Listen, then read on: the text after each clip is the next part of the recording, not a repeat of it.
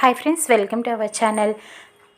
దర్శన్, సమీర ఇద్దరు కలిసి అలా సరదాగా మాట్లాడుకుంటూ ఉంటారు. నీతో ఇలా లాంగ్ జర్నీ చేసి చాలా రోజులైంది దర్శన్ అంటూ ప్రేమగా మాట్లాడుతూ ఉంటుంది. ఇక దర్శన్ కూడా అటు శరణ్యని ఇండైరెక్ట్గా దరిద్రాన్ని వెంట పెట్టుకొని వచ్చినట్టు ఉంది అని తిడుతూ ఉంటాడు.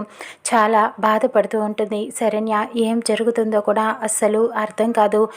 ఇంతసేపు ఈయన నాతో అబద్ధం ఆడారన్నమాట, నాటకం ఆడారన్నమాట, నాతో ప్రేమగా ఉన్నట్టు, కానీ ఇలా చేస్తున్నారని బాధపడుతూ ఉంటుంది. ఒక రెస్టారెంట్ దగ్గర సమీర కార్ ఆపమని చెప్తూ ఉంటుంది. ఇక ముగ్గురు కలిసి కారు దిగి రెస్టారెంట్లోకి వెళ్తూ ఉంటారు. దర్శన్ వెనకాలే సమీర వెళ్తూ ఉంటుంది. ఏంటి నువ్వు నా తోకలనే ఎక్కడికి వెళ్తే అక్కడికి అలానే వచ్చేస్తావా?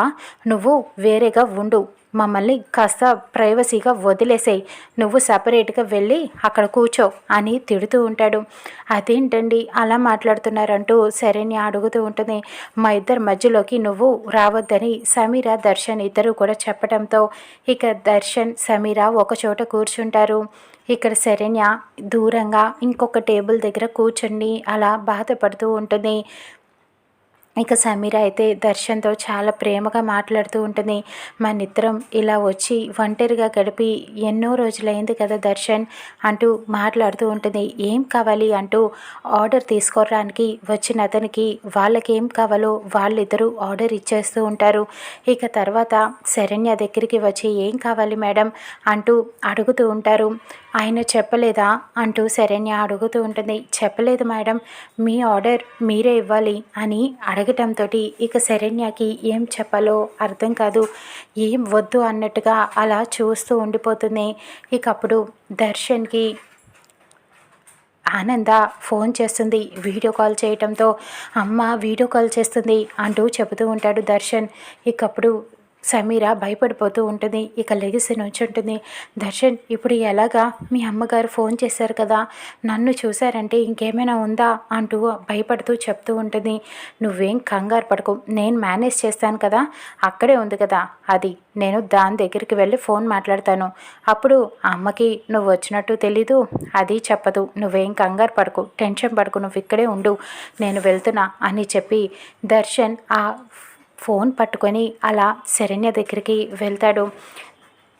వీడియో కాల్ ఆన్ చేసి మాట్లాడుతూ ఉంటాడు.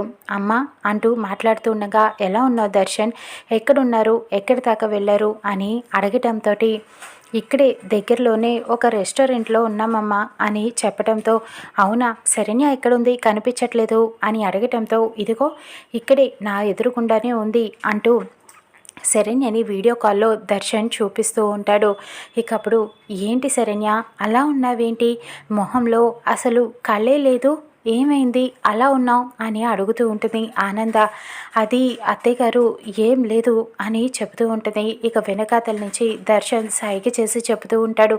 అమ్మతో ఏమన్నా చెప్పావంటే నీకు బాగోదు, చెప్పకు అంటూ సైగ చేసి కోపంగా చెబుతూ ఉంటాడు. ఇక అప్పుడు ఏంటి శరణ్య ఏం మాట్లాడవేంటి, ఎందుకు అలా ఉన్నావు, ఏ దర్శన్ ఏమైనా అన్నాడా అంటూ ఆనంద అడుగుతూ ఉంటుంది.